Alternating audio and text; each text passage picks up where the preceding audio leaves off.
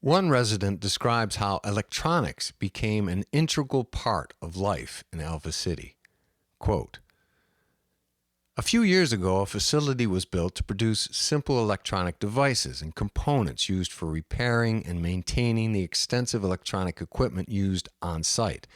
And as always, they opened this facility to residents for personal use. This has become tremendously popular. Everyone has electronic notebooks, laptop computers, and cell phones. These are automatically supplied to residents as personal necessities. Knowing something about electronics and electronic components has become as common as knowing how to read, write, or do basic math. Most everyone has enough knowledge to effect simple repairs, and those with a bit more ambition frequently implement innovations which are then shared by everyone. Computers, cell phones, and other common electronic devices are built and serviced right here on site. It has become part of the workforce's communication segment's function. A sort of small and unique technological boom is occurring right here in Alpha City." End quote. Another resident makes these observations. Quote, "Everyone comes here with the understanding that they are going to be part of the workforce. They will be participating in all of the different segments. There are no exceptions. We try to take advantage of each individual's unique skills by initially giving them prominent positions in the fields where they are strong, but they will still be required to rotate through the workforce cycle, participating with everyone else in the various tasks. Our assigned workforce duties only amount to maybe 20, 25 hours per week, sometimes less. Residents see the rotation system as a positive aspect of life here. We are respected for our various abilities, but are never confined and restricted to doing the same tasks day in and day out just because that happens to be our strength. People's strengths and preferences often change, and this system easily accommodates that without penalty.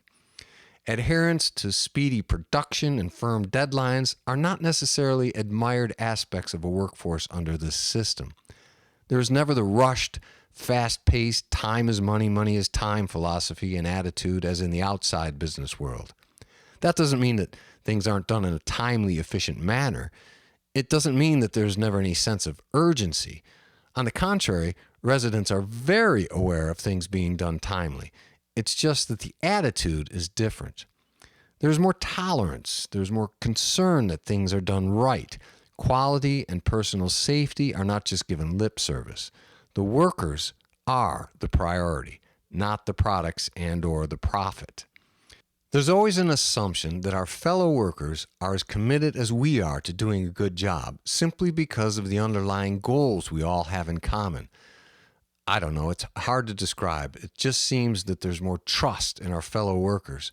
There's a trust that they are responsible. We know they aren't simply there for a paycheck. So things get done and get done in a responsible way because that ultimately helps us all." End quote. Another resident tells us, quote, "It is satisfying in life to be able to experience a variety of different workforce tasks. If you've worked in the power segment, you not only have an appreciation for how that segment affects your life personally, but also how it affects the other segments, how they support each other and overlap. And this well-roundedness comes without the normal outside world detriments such as sacrificing cost-effectiveness, profit, and/or specialization. And yet the benefits are huge in terms of a versatile workforce and a self-reliant society. The workforce is never in a position where it is short workers, and we are never working a 40-hour week. In fact, in comparison to outside world standards, we have an overabundance of staffing. In this system, it's a huge advantage. Getting less hours is a good thing. I'm never concerned about inflation or company cuts or the price of gasoline. I have plenty of time to enjoy my hobbies and passions. Sometimes I even get bored with them. And believe it or not, the workforce serves as a nice break. That may sound crazy, but jobs here are not like most jobs in the outside world. You don't have bosses and supervisors standing over you all the time, cracking the whip, pushing for more productivity, for more and more profit, trying to squeeze every ounce of work out of you. We are all peers, and you are trusted and counted on to do your part. You are working with people, not for people. And the people you're working with are friends and neighbors, all on an equal footing, all working toward a common goal, which benefits all of us, not just some CEO's paycheck. And if you're doing something and you don't particularly enjoy it, you know it won't last forever, and soon you'll be rotated into something new. End quote. Another resident describes his experience. Quote, I'm constantly meeting new people and making new friends. At the moment, I'm involved in the transportation segment. I go into work 4 or 5 times a week, anywhere from 4 to 8 hours depending on the need. For the most part, I actually enjoy the time spent working. It generally doesn't feel like work at all. When we build things, we try to build them to last forever. If it fails, we will be the ones repairing it or building a new one. The better and more durable we produce whatever we're working on, the less work for us in the long run. It's funny that even when not working, I tend to pay attention and notice things relating to the transportation system, or any area for that matter, that may be a potential problem or could use refinement and improvement. This isn't only true of me, but it seems to be true of every resident here. We have an eye for things in general which may enhance life in the complex.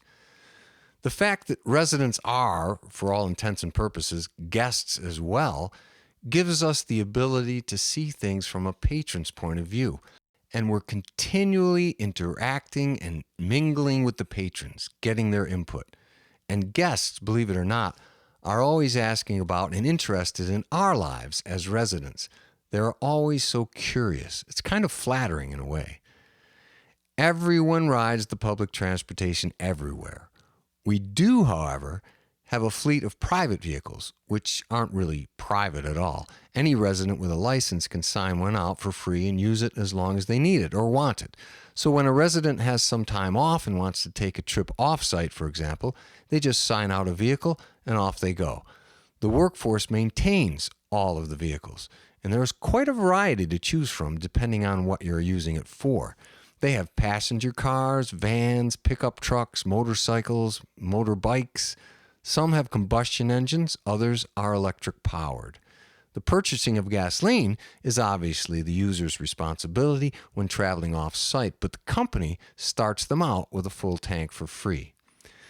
That seems to be an overall theme to this whole cooperatism philosophy.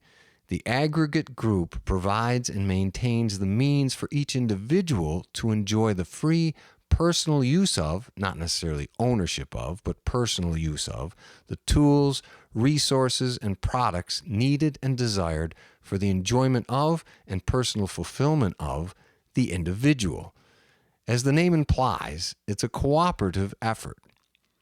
In a non-ownership society such as this, the supply of the tools more closely parallels the actual use of the tools. And no one suffers for this. The supply is such that I always have access to whatever I need. If the demand at any given time for using a particular tool rises, then more are produced. End quote. Irene Engels, an Alpha City resident, wrote this about ownership. Quote, when we think of the meaning of the verb to share, most of us think of it as a virtue.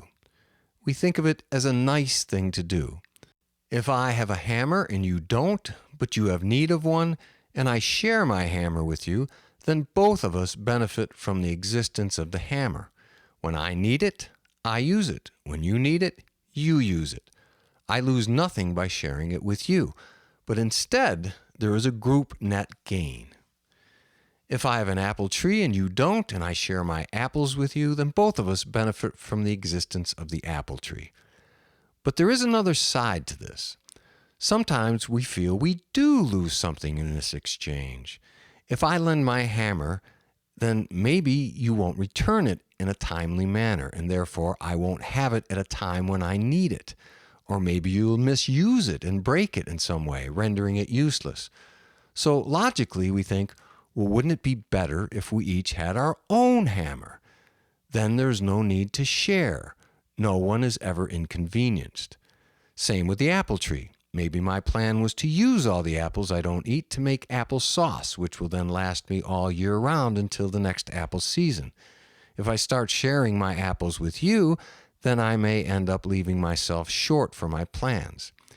So in this case, logically, we start to learn that sharing is not always advantageous to both parties. In the process of sharing, I may lose something that I consider important to me. Again, the logical solution is for you to own your own hammer or plant your own apple tree. This solution pits the idea of fairness against sharing. It is fairer for both of us to each have our own possessions. No one finds themselves disadvantaged by the need of another. We all take care of our own needs, and that is fair. This seems particularly true when it costs us something to acquire the advantage. For example, if I made the hammer and it took me hours or days to build it, first finding the right materials, then grinding and sanding and shaping them just so, and finally assembling it into a finished product, then I feel I've invested time and effort into having the hammer. Or if I've purchased the hammer, then I've sacrificed the money that I've worked to earn in order to own the hammer. This hammer now represents more to me than just its use as a tool. Naturally, I may feel more possessive of this tool. I am going to take care not to lose this tool, not to use it in such a way that might damage it, and because of this, I may resent sharing it with you, as you had no part in the labor to attain this tool, and therefore I see you as benefiting far more than just from the use of it. You are also benefiting from the labor I performed to acquire it. And this doesn't seem fair. It's only fair if you somehow equally share in the means to acquire it. Then the sharing of it can be considered fair. And this holds true of the apple tree. If I acquire the seed and dug the hole and for years nurtured it and waited patiently for it to grow and bear fruit, and you didn't share in this with me, then for me to share its fruit with you may be considered kind, thoughtful, and a virtuous thing to do, but it certainly can't be considered fair. And most certainly, I may resent being told that it is something that I have to do or should do. So, although there's nothing wrong with sharing, and we all consider it generous and kind, and we respect and admire those who are fortunate enough to be able to do it freely and easily, many of us find it jarring against our idea of fairness and can't help but feel a little bit taken advantage of.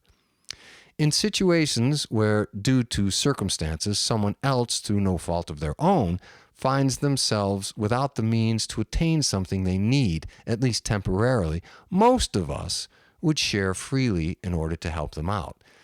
This is true because most of us can picture ourselves a victim of some unfortunate circumstances and hope that someone else would be kind enough to help us out.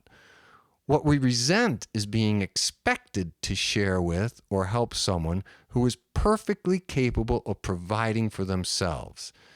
This not only doesn't seem fair, it seems foolish. And for most of us, being considered a fool is far worse fate than being considered selfish. Therefore, people began to favor the idea of trading over the idea of outright sharing. Sharing was still considered a virtue, but trading seemed the fairest thing to do. It protected people from being taken advantage of. I'll give you so many apples if you let me borrow your hammer.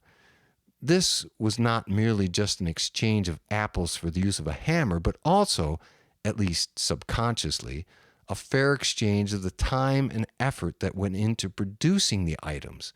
And that aspect could then be factored into the trade until both parties were satisfied with what they were getting and giving. This was the essence of the barter system. It was based on the idea of fairness, not on the idea of sharing. And for it to work, it had to be clearly determined who possessed or owned what. There must be clear lines of demarcation and laws governing ownership. Things must be divided up and outrightly owned. Then fair exchanges could be made. These aspects of ownership and fairness then carried over into the money system when it began to emerge as a more efficient way of exchanging goods and services. And this is the legacy of centuries of generations. Children may be taught and or forced to share when they are young, but this is completely contradicted by and ultimately usurped by the example of the adults in their lives who participate in a system that doesn't function by sharing. They learn that this may be a nice thing to do, but not necessarily a practical or fair thing to do. It is voluntary, not expected. They learn to determine what is in it for them, what they are getting out of the deal. They learn to determine if this is to their advantage or not. They see that money has more advantages than just giving you the ability to acquire goods. It gives you respect, prestige, power, status, friends, influence, and popularity. And the lack of money may strip you of all of these. A money system requires the implementation of the concept of legal ownership, and because of this, a great many complex laws are needed to govern the idea of ownership, not just of objects, but of ideas. And the concept of ownership naturally expands into ideas of possessiveness, a desire to solely possess some sort of product, object, or idea. A great deal of advertising successfully exploits this very desire. True sharing is still as much a virtue as it ever was, but the idea of ownership and possessiveness are far more routinely encouraged and accepted in a money-based society than in a system not based on money. In a non-money-based system, the idea of possessiveness and ownership are still present, but mostly in connection to personal artifacts. The tools, equipment, and resources needed to sustain a universal lifestyle are jointly produced and shared based on a need of usage. Therefore, the idea of sharing is more the norm and alleviates humanity in general from attempting to straddle this double standard which has been created by a money system. Fairness and sharing reside harmoniously under one roof again, under one common social system." End quote. This essay was widely read and received a great deal of attention worldwide. Another resident shares his experience of the extensive Alpha City computer network. Quote, "I'm currently assigned to the computer network division of the communications segment. We integrate the various resident stats into the scheduling matrix. This is certainly a key element. Every resident is on file along with their complete workforce history, including their skills, their preferences, and where they are experienced. This database is set up with algorithms and complex search capabilities to efficiently and quickly allow for the proper and fair scheduling of every Alpha City resident within the workforce. It handles vacations, sick leave, and appropriating the right number of personnel to the various sectors. It's the glue that keeps the entire workforce and society functioning efficiently. The online system is accessible to all the residents. Everyone can see everyone else's workforce history. SOPs and videos for all of the various workforce positions are accessible for viewing at any time, so residents can learn a little bit about a segment they may be new at or about to enter. There are also fields for awards, special recognitions, and achievements received, as well as any outstanding contributions they may have had. The system also hosts other features dealing with other aspects of life here, such as bulletin boards, blogs, and schedules of daily events. It really is the eyes and ears of the community." End quote. This last excerpt gives us a glimpse of how early computer technology played a vital role in maintaining and organizing the extensive data management of early cooperatism. One could make an argument that this jump would not have been possible or have been much more difficult to structure without these advanced information capabilities.